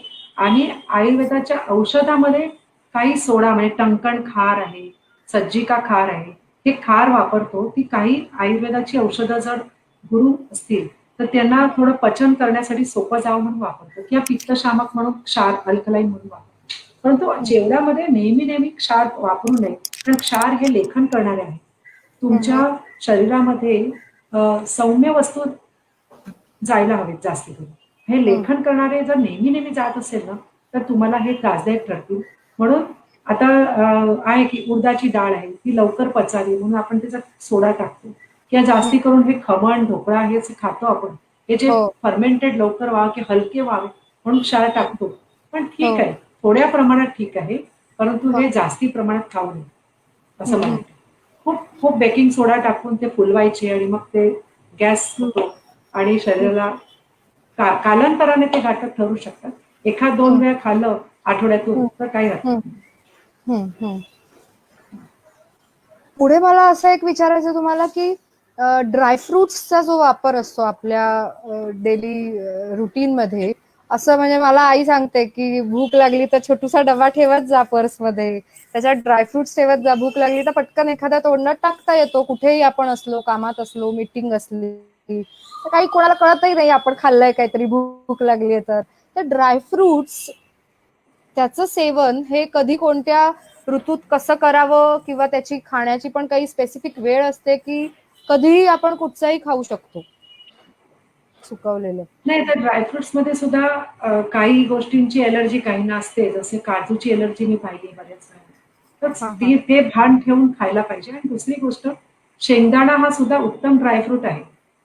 खोबरं हे सुद्धा उत्तम ड्रायफ्रूट आहे. बरोबर?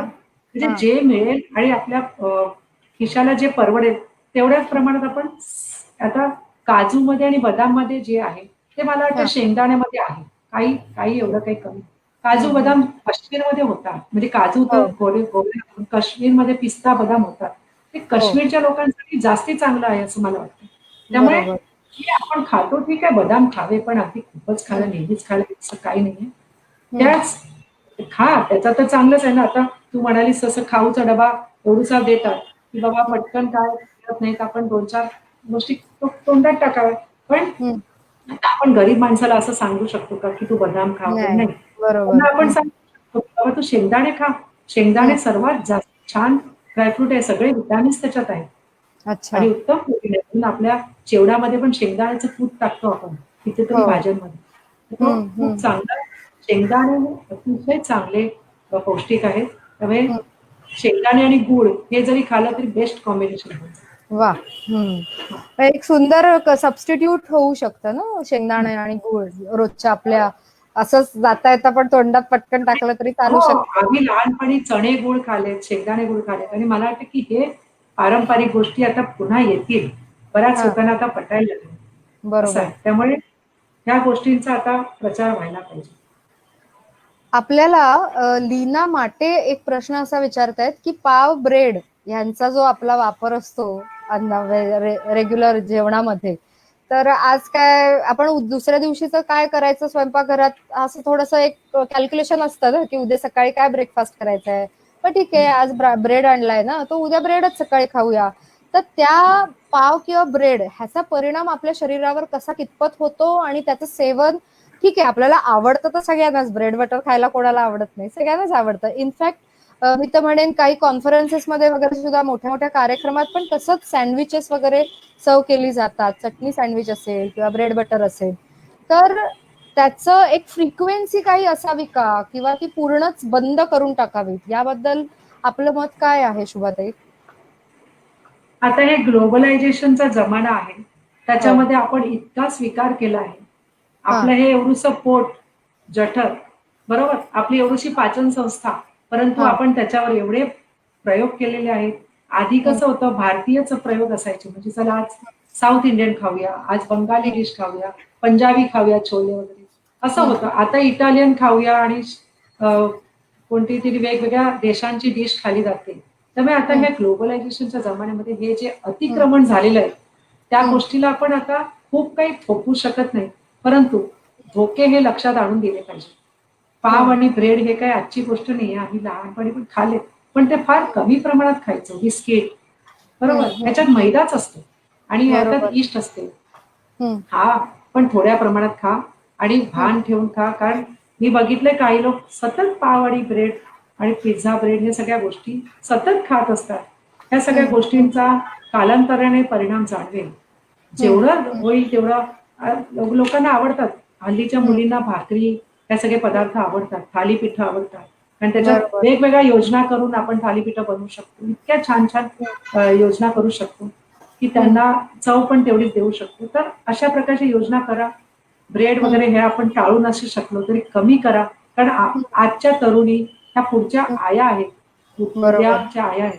तर त्या हम्म. मुलांना त्यांनी जर पारंपरिक फूड हे त्यांना घातलं नाही, तर पुढच्या पिढीला हे घातक आहे.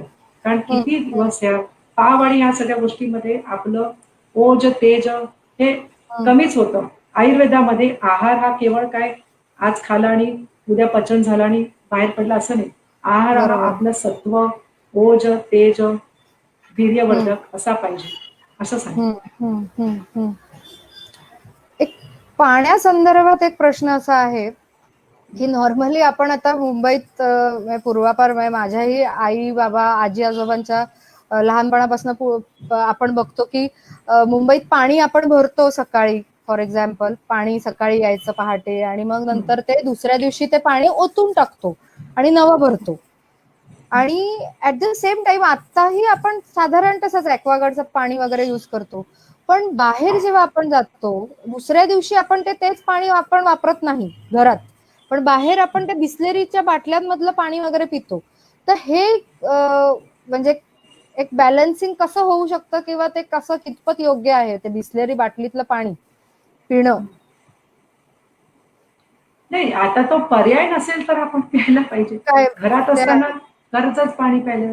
पाणी हे शेवटी काहीच मिळत नसेल तर बिसलरीच्या बाटलीचं पण प्यायला पाहिजे. पण शक्यतो हा, माझ्या तरी गाडीमध्ये मी काचेच्या बाटल्या, स्टीलच्या बाटल्या ठेवते. प्लास्टिक बरोबर. हे शक्यतो टाळलं पाहिजे. हा, प्लास्टिकमध्ये अनेक खूप आता गाडीत प्लास्टिकची बाटली असेल आणि ती गाडी उन्हात उभी असेल तर ते प्लास्टिक तापतं हा, आणि प्लास्टिक हे बरोबर. विषारी द्रव्य सोडत असतं. त्यामुळे हा, पाण्याच्या बाबतीत आपण अ, जपलं पाहिजे की मातीच्या भांड्यातलं पाणी चांगलं, हम्म, काचेच्या भांड्यातलं, स्टीलच्या भांड्यातलं पाणी प्यावं. आणि पाण्याला सुद्धा आपण फिल्टरचं पाणी पितो, पण पाणी सुद्धा जर पथ्याचं करायचं असेल, समजा हा, एखादी बाळंतीण बाई घरात आहे किंवा हा, लहान मुल आहे, हा, आजारी हा, व्यक्ती आहे, तर त्याला हा, उकळलेलं म्हणजे अष्टमेनांश शेषन असं हा, सांगितलं. म्हणजे हा. एक अष्टमांश शेष राहील इतकं उकळून जर ते पाणी दिलं, तर अच्छा. ते पाचक असतं, लगेच पचतं, हृदयाला चांगलं. बस्ती शोधन आहे. ते लघवी हा, शुद्ध होऊन जाते. लघवीद्वारे विष बाहेर पडू शकतात. इतके हम्म, हम्म, पाण्याचे गुण सांगितले आहेत. त्यामुळे हम्म, उष्णोदक हे चांगलं. हम्म.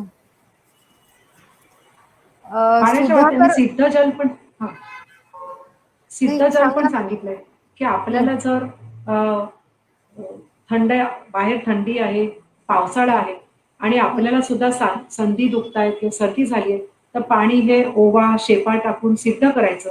लहान हा, मुलांना वावडिंग टाकतात, हा, नागरमोथा टाकतात म्हणजे मुसता. हे सगळं हा, टाकून सिद्ध जल पाजतात. पण सिद्ध हम्म, जलाचे सुद्धा खूप उपयोग सांगितले आहेत. हे हम्म, त्या त्या हम्म, विकारासाठी किंवा त्या त्या परिस्थितीसाठी सिद्ध जल खूप उपयुक्त सांगितलं. हम्म, हम्म, हम्म. एक प्रश्न आपल्याला असा आलाय की नॉनव्हेज खाण्याच्या बाबतीमध्ये, की अंडी कधी खावीत किंवा रोज खाल्ली तर चालतील का वगैरे, असा एक प्रमोदिनी ताई आपल्याला प्रश्न विचारतायत. अंडी रोज खायला हरकत नाही ज्याला सातवी आहे. म्हणजे त्या अंडीची त्याला एलर्जी नाहीये किंवा अंडीने काही हम्म, त्रास होत नाही, तर अंडी हम्म, रोज खायला हरकत नाही. अंड्यामुळे काय असतं, आता वाढत्या वयामध्ये जर अंड दिलं एक, तर हम्म, त्याचं पोषण थोड्या ह्याच्यामध्ये पण होऊ शकतं. आता प्रतिकारशक्ती नसेल आणि आणि अंड सुद्धा काही वेळेला काहींना गॅस करतं. मग हम्म. अंड्यावरती सुद्धा तुम्ही काळी मिरी, जिऱ्याची आणि मिठाची पावडर टाकून मग अंड हा. खायचं. ओ. हां, नुसतं अंड हा, खाल्ल्याने काही वेळेला गॅस होतो. तर तुम्ही जिरं, काळी बरोबर. मिरी आणि मीठ टाका आणि खा. हम्म, आणि हम्म, काही वेळेला उकडलेलं अंड थंड करून खातात. ते सुद्धा मग वायुवर्धक आहे. पण अंड खावं ज्यांना त्रास होत नाही त्यांनी अंड रोज खायला हरकत नाही. हम्म, हम्म, हम्म, कारण त्याच्यात मॅक्सिमम प्रोटीन्स येतात. हम्म. ओके. अजून एक असा प्रश्न सुधाकर कदम आपल्याला इथे विचारतायत, की आता सगळीकडे आपण सगळेच जण अवेअर एवढं झालेलो आहोत कोरोनाच्या पार्श्वभूमीवर, की व्हिटॅमिन सी मॅक्झिमम म्हणजे बाहेर डॉक्टर सुद्धा जर ट्रीटमेंट द्यायची असेल तर तीच दिली जात आहेत, औषधं देत आहेत. तर maximum vitamin C easily available स्वयंपाकघरात कोणतं कशाच्या माध्यमातून होऊ शकतं, आणि आता ह्या ऋतूत आपण कसलं सेवन केलं गेलं पाहिजे, की ज्याच्यामुळे बाकी सुद्धा आपल्याला सर्दी, कफ ह्या पण गोष्टी होणार नाहीत आणि प्लस व्हिटॅमिन सी सुद्धा जाईल शरीरामध्ये. तर ह्या ऋतूत आपण कोणतं घ्यायला हवं इनटेक? या ऋतूमध्ये आता समजा हम्म, हा जो मागचा ऋतू गेला, त्याच्यामध्ये आवळा हा अतिशय मुबलक प्रमाणात उपलब्ध होता. आवळा हम्म, कसा नोव्हेंबर ते फेब्रुवारी, मार्च पर्यंत मुबलक असतो. हम्म, त्यावेळेला आवळ्याची पावडर करून ठेवणे, आवळ्याचा मुरंबा करून ठेवणे. कारण आवळा हा अतिशय उत्कृष्ट व्हिटॅमिन सीचा सोर्स आहे. हम्म, त्यामुळे आवळा जर मागच्या ऋतूमध्ये तुम्ही सांभाळून ठेवला असेल, तर आवळ्याची पावडर, हा, आवळ्याचा मुरंबा, हा, आवळ्याचं सरबत हे हम्म, सगळं, कारण आवळा किती उकळला तरी त्याच्यामध्ये दिव्य गुण हा आहे. म्हणून च्यवनप्रकाशमध्ये आवळा जास्तीत जास्त वापरला गेला. कारण हम्म, त्याच्यामध्ये हा दिव्य गुण आहे, की किती हम्म, उकळला हम्म, तरी सुद्धा त्याच्यात व्हिटॅमिन सी कमी होत नाही. म्हणून हम्म, हम्म, आवळा हे श्रेष्ठ व्हिटॅमिन सी आहे. ते स्वयंपाकखोलीमध्ये असलाच पाहिजे. आवळ्याची हम्म. सुपारी सुद्धा करून ठेवता येते. दुसरं, कोबीमध्ये सुद्धा व्हिटॅमिन सी भरपूर आहे. तुम्ही अच्छा. कोबी ही कच्ची खाऊ नये. जराशी परतून हा, हा, तेलामध्ये, तुपामध्ये हिंग, मीठ आणि मिरची टाकून परतून ती खावी. कोबीमध्ये सुद्धा चांगलं व्हिटॅमिन सी आहे. आणि हम्म, सगळ्या ज्या लिंबू आहे, सगळ्या ज्या आंबट पदार्थ आहेत त्याच्यामध्ये व्हिटॅमिन सी आपल्याला मिळेल. त्यामुळे हम्म, वेगळं व्हिटॅमिन सी घ्यायची गरज नाही. जर एक्स्ट्रा तुम्हाला त्याचा डोस हवा असेल, तर हा, वेगळं व्हिटॅमिन सी घ्या. ते मिळतं. व्हिटॅमिन सीच्या गोळ्या मिळतात. पण आवळा जर असेल, च्यवनप्राश खाला की नुसत्या आवळ्याचा मुरंबा सुद्धा खाला तरी पण व्हिटॅमिन सी आपल्याला भरपूर मिळतं. लिंबू सरबत घ्यावं का असं आपल्याला लीनाताई विचारतायत इथे. लिंबू सरबत घेतलं तर चालेल का? हो. आता तुम्ही कोरोनाच्या पार्श्वभूमीवर विचारत असाल तर जर पाऊस असेल तर लिंबू सरबत घेऊ शकता. व्हिटॅमिन सी साठी सुद्धा. आणि गरम पाण्यामध्ये सरबत करा. जर लिंबू सरबतने तुम्हाला सर्दी होत असेल, काही लोक म्हणतात लिंबू सरबत घेतलं आणि सर्दी झाली, तर तुम्ही कोमट पाण्यात घ्या. त्याच्यामध्ये काही गोष्टींची योजना करा. जसं काही वेळेला लिंबू सरबत मध्ये मी हिंग, ओवा असं टाकून मग लिंबू सरबत घेते. तर गॅसवर सुद्धा काम होतं. आणि जे आपल्याला हवं द्रव पदार्थ म्हणजे एक आपण इलेक्ट्रॉल बॅलन्स करायला हवं असेल तर लिंबू सरबत सुद्धा काम. उन्हातून आलोय, घामातून आलोय तर थंड पाण्यात बनवा. पण पाऊस चालू आहे, सर्दी होत आहे आणि आपल्याला गरज आहे द्रव पदार्थाची, तर गरम पाण्यामध्ये लिंबू सरबत बनवून घ्या. अतिशय उत्तम काम. शहाळ्याच्या पाण्याबद्दल जरा सांगा ना शुभाताई. शहाळ्याचं पाणी आता पावसाच्या सीझन मध्ये घेणं कसं कितपत योग्य आहे, किंवा उन्हाळ्यात तर आपण घेतोच शहाळ्याचं पाणी, पण आता घेतलं तर कधी घ्यावं आणि घ्यावं का? शहाळ्याचं पाणी काहींना बाधतं. संध्याकाळी घेतलं तर शिंका यायला लागतात लगेच. असे पण माणसं मी बघितली की शहाळ्याचं पाणी घेतलं की शिंकायला लागतं. मग त्याने नाही घ्यायला पाहिजे. आणि ज्यांना बाधत नाहीये त्यांच्यासाठी चांगलं आहे. त्याच्यामध्ये केवढे तरी गोष्टी आहेत की ज्या आपल्याला म्हणजे इलेक्ट्रॉल बॅलन्स साठी म्हणा किंवा किडनीच्या विकारांसाठी शहाळ्याचं पाणी चांगलं आहे. काहीच बाधत असेल त्यांनी घेऊ नये. इथे ना मकरंद गोखले आपल्याला असं विचारतायत, अगदी बेसिक प्रश्न आहे पण मला खरंच इथे विचारावासा वाटतो की रात्री अगदी झोपताना पाणी पिणं योग्य की अयोग्य असं त्यांनी आपल्याला विचारलं. रात्री झोपताना शक्यतो पाणी पिऊ नये असा आयुर्वेदात उल्लेख आहे. अच्छा. म्हणजे आयुर्वेदात तर अगदी शास्त्रोक्त गेलं ना तर संध्याकाळ झाली ना की तुम्ही पाणी कमी प्या. जेवल्यानंतर जे प्याल तेच. आणि त्यात सुद्धा उन्हाळा असेल तर पाण्याची तहान आपोआप लागेल, त्या तुम्ही घ्या. पण तहान लागल्याशिवाय तुम्ही पाणीच पिऊ नका. रात्री सुद्धा 2 घोट पाणीने तहान भागत असेल तर मग पाणी प्यायची गरज नाही. कारण नाहीतर मग काहींना जास्ती वेळ उठावं लागतं लघवीसाठी, असं पण असतं. त्यामुळे उगाचच्या उगाच प्यायला पाहिजे म्हणून पिऊ नका. तहान लागली असेल तर प्या रात्रीचं पाणी. थंडी असेल तर गरम पाणी पिऊन झोपा. गरमी असेल तर थोडंसं 2 घोट साधं पाणी पिऊन झोपा. खूप छान. आज आपल्याला खूपच मस्त रिस्पॉन्स मिळालाय आणि इंटरॅक्टिव्ह सेशन हे खूप छान रंगलंय मी म्हणेन. प्रश्नही तसे आलेत आणि अगदी शुभाताई तुम्ही मन मोकळेपणाने अगदी घरगुती उपायांसकट आम्हाला खूप उत्तर मस्त दिलेली आहे. वेळ असेल तर मी आणखी एक गोष्ट सांगते. वेळ आहे ना, तुम्ही नक्कीच सांगा. आपण बऱ्याचशा गोष्टी सोडून दिलेल्या आहेत. डायनिंग टेबलवर जेवणं हे अतिशय चुकीचं आहे असं मला वाटतं. सगळ्यांनी छानपैकी खाली बसून मांडी घालून जेवलं पाहिजे. कारण मांडी घालणं हा सुद्धा एक स्वस्तिकासन आहे, सुखासन आहे. त्याच्यात बसून आपला कणा ताठ राहतो आणि आपण जेवतो. त्यामुळे हा पहिला नियम सगळ्यांनी करा की खाली बसून जेवा छानपैकी. आणि जेवताना कधीच मोबाईल हातात ठेवू नका. कारण तन मना भुंजेत सांगितलं. जेवण हे एक यज्ञ आहे आणि त्या यज्ञाला बसताना आपण असं करतो का, आपण एखाद्या होम हवनाला बसलोय ते असं करतो का नाही. तसं आपण जेवण हे यज्ञ म्हणून घ्या आणि खाली बसून आणि हसत खेळत जेवा. अजिबात मोबाईल किंवा टीव्ही लावताना असं जेवू नका. खूप काही बोलत बोलत हसत पण जेवू नका. शांत चित्ताने जेवा असं सांगितलं. आणि जे सांगितलं की जेवायच्या आधी 2 चमचे पाणी प्यायला पाहिजे, म्हणजे घसा कोरडा नाही राहायला पाहिजे. आणि थोडंसं तुपाचा पहिला घास त्याच्यामध्ये जर जमलं, ज्यांना वायू होत असेल पोटामध्ये तर त्यांनी भाताचा पहिला घास काढावा बाजूला, त्याच्यात तूप टाकावं अर्धा चमचा आणि अर्धा चमचा हिंगवाष्टक चूर्ण हे टाकावं आणि खावं. आणि मग पुढचं जेवण जेवा. त्याच्याने तुम्हाला वायू होणार नाही. कारण काहींना गॅसेस होतात, ढेकड सतत येतात किंवा जड जड वाटतं, पचन होत नाही आणि मग पोटात काहीतरी गोळ्या घेत बसतात. त्यापेक्षा हिंगवाष्टक चूर्णाचं सेवन करा. मला सुद्धा एका मोबाईलवर प्रश्न आला की आम्हाला जेवल्यानंतर गॅसेस होतात त्यासाठी काय करायचं, त्यासाठी त्याचं मी उत्तर दिलं आहे. हा हा हा. खूप छान शुभाताई. आपल्याला एक शेवटचा प्रश्न आपण घेऊया. इथे प्रकाश कुलकर्णी पुण्याहून आपल्याला असं विचारतायत की आता तर सगळेच जण घरी आपण होतो 3 महिने, पण आयडियल दिनचर्या कशी असावी सिनियर सिटीजनसाठी, ज्येष्ठ नागरिकांसाठी जे आता रिटायर झालेले आहेत, घरीच आहेत आणि आताचं जे बाहेरचं वातावरण आहे, बाहेर हिंडणं फिरणं सुद्धा बंद झालेलं आहे, तर साधारण दिनचर्या एक कशी असावी दिवसभराचं म्हणजे शेड्यूल, असं ते विचारतायत आपल्याला. हो.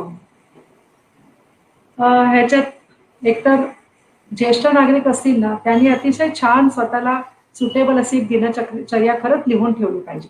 सकाळी किती वाजता उठायचं, सकाळी उठल्यानंतर उषः पान म्हटलंय, पाणी प्यायचं, कोमट प्यायचं की थंड प्यायचं हे स्वतःच्या प्रकृतीला धरून प्या. कारण सगळ्यांसाठी एक नियम मी सांगणार नाही. त्यामुळे सकाळी उठून पाणी प्या, व्यायामाला बसा. व्यायाम करताना प्राणायाम हा जास्ती महत्वाचा आहे.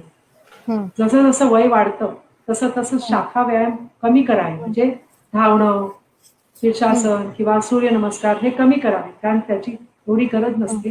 कारण हाडं ही थोडी ठिसूळ झालेली असतात, काही वेळेला वाढतं.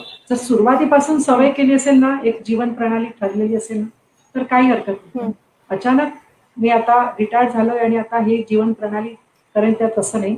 साधा प्राणायाम करा, चालणं ठेवा आणि वेळेचं बंधन ठेवा. जेवणाच्या वेळेचं बंधन ठेवा.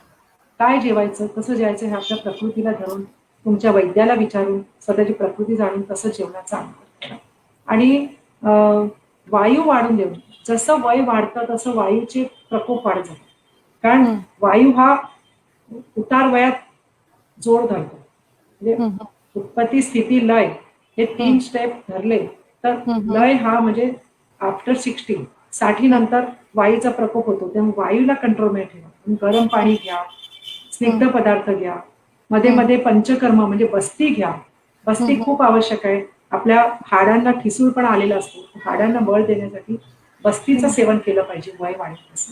आणि अतिशय लघु, हलकं फुलकं आणि थोडं असं जेवा आणि मन आनंदी ठेवा. मनाचा फार मोठा भाग आहे उतारवयामध्ये. मन आनंदी राहिलं पाहिजे, त्याच्याकडे लक्ष आणि झोप चांगली झाली पाहिजे.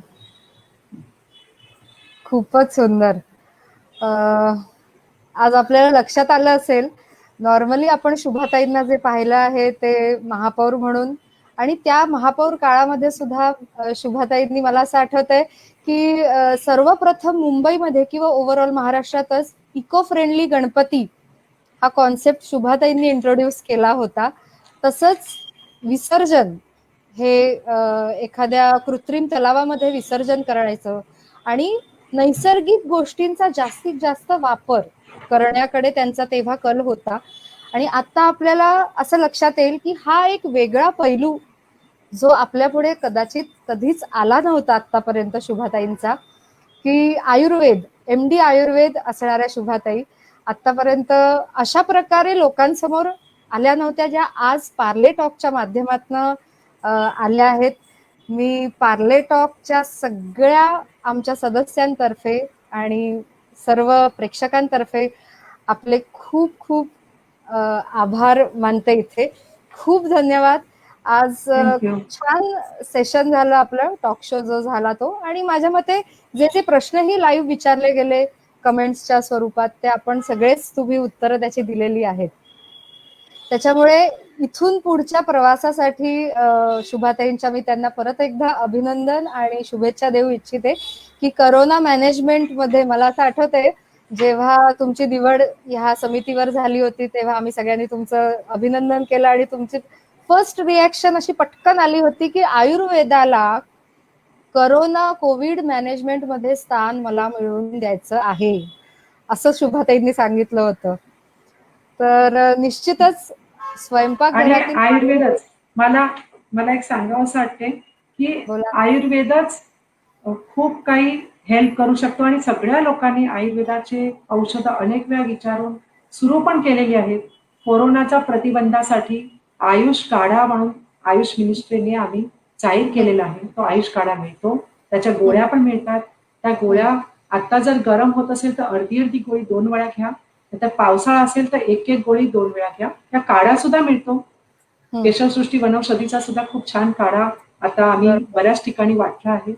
अतिशय छान काढा आहे. त्याच्यामध्ये व्हॉलेटाईल द्रव्ये आहेत म्हणजे दालचिनी, सुंठी त्याच्याने हं, तुमचा फुफ्फुसाचं, घशाचं रक्षण होणार, पाचन होणार. हं, मूळ हं, म्हणजे कोरोनामध्ये कफ आणि वाताला कंट्रोल करून चालायचं आहे. शिवाय हं, संशमनी वटी ही अतिशय चांगली इम्युनो बूस्टर आहे. ती हं, संशमनी वटीचं सतत सेवन करा. हे हं. 3-4 महिने अजून आपल्याला कोरोनाशी लढायचं आहे. आणि ह्यासाठी बरोबर. आणि प्राणायाम करा. हं, प्राणायाम करणं खूप गरजेचं आहे. हं, त्याच्यामध्ये आणि नाकामध्ये अ, अणू तेल किंवा साधं तिळाचं तेल गरम करून, थंड करून बाटलीत हं, भरून ठेवा आणि हं, नाकामध्ये करंगळीने दोन्ही नाकपुडी तुम्ही चोळा. त्याच्याने हं, तुमचं नाकाची जो इंटरनल फ्लोरा आहे, तो हं, सुरक्षित राहील म्हणजे तो हेल्दी राहील आणि हं, तुम्हाला बाह्य विषाणूपासून किंवा हं. डस्टपासून सुद्धा कारण नुसती सर्दी झाली तरी लोकं घाबरतायत, मला कोरोना तर झाला नाही. ती सर्दी बरोबर. सुद्धा होऊ नये यासाठी सुद्धा तुम्ही काही काळजी घेतली पाहिजे. तर हं, नाकाला ऑइलिंग करा, हं, गुळण्या घेत राहा आणि हं, चांगला लघु आणि उष्ण आहार घ्या, ताजा-ताजा आहार घ्या. एवढं हं, मला हं. सांगायचं. खूप छान. आता जो आयुष काढ्याचा शुभाताईंनी उल्लेख केला, गेल्याच आठवड्यात एक 10 दिवसापूर्वी एका रक्तदान शिबिरामध्ये तुम्ही सहभाग घेतला होता आणि इथे मला परत एकदा आवर्जून सांगावसं वाटेल, की रक्तदान शिबिरात सुद्धा सर्टिफिकेट लोकांना ते देताना शुभाताईंनी आयुष काढा सगळ्यांना स्वतःकडून भेट म्हणून प्रत्येक त्या रक्तदान या. करणाऱ्या व्यक्तीला दिलेला होता. म्हणजे असं व्यक्तिमत्व आज आपल्याला ह्या टॉक शो मध्ये लाभलंय की सामाजिक भान आहे आणि आपल्या मुळाशी त्या आयुर्वेदाशी किंवा जे मुख्य आपल्या ज्या भारतीय संस्कृती आणि सायन्स जे आहे शास्त्राचा जो उपयोग अभ्यास करून त्याचा प्रसार करणाऱ्या अशा या शुभाताई ज्यांनी आजचा हा विषय स्वयंपाकघरातील आयुर्वेद खूप सुंदर आपल्या सगळ्यांसमोरच मांडला. मी परत एकदा इथे पार्ले टॉकच्या वतीने आणि बीज प्रो आर्टच्या वतीने तुमचं इथे आभार मानते. खूप धन्यवाद शुभाताई. थँक यू आता अमेया. आतापर्यंत आपण पाहिलं असेल की एक एप्रिल पासून आपण वेगवेगळे विषय घेऊन इथे येतोय. म्हणजे सुरुवात आपण केली होती पार्ले टॉक मध्ये श्रीयुत दीपक घैसास यांना आपण बोललो होतो उद्योगधंद्याविषयी पुढे काय होणार आहे हा विषय घेतला होता. त्याच्यानंतर शिक्षण क्षेत्रासंबंधी डॉक्टर कविता रेगे यांचा विषय घेतला होता. यांनी मांडल्या होत्या अनेक गोष्टी. त्यानंतर शेती हा एक पर्याय होऊ शकतो का म्हणून श्रीयुत ज्ञानेश्वर बोडके पुण्याचे त्यांनी आपल्याला बऱ्याच शेतीविषयक गोष्टींचा उलगडा करून दाखवला होता आपल्या शेतीच्या फॉर्म्युल्यानुसार. त्यानंतर इथे मला सांगायला आवडेल की आपण मिनल मोहाडीकर यांना बोलावलं होतं मागच्या वेळेला की ह्या लॉकडाऊनमुळे मंदी पण ती संधी म्हणून कसं आपण लघु उद्योगांना एक वापर करू शकतो अशा दृष्टीनं. आणि आज हा आपण विषय घेतला स्वयंपाकघरातील आयुर्वेद डॉक्टर शुभा राऊळ यांचा. तुमच्या सगळ्यांचं भरभरून प्रेम आम्हाला मिळतं आहे आणि असेच काहीतरी वेगळा विषय घेऊन पुन्हा आपण परत काही दिवसांच्या अंतराने परत नक्कीच भेटूया. धन्यवाद.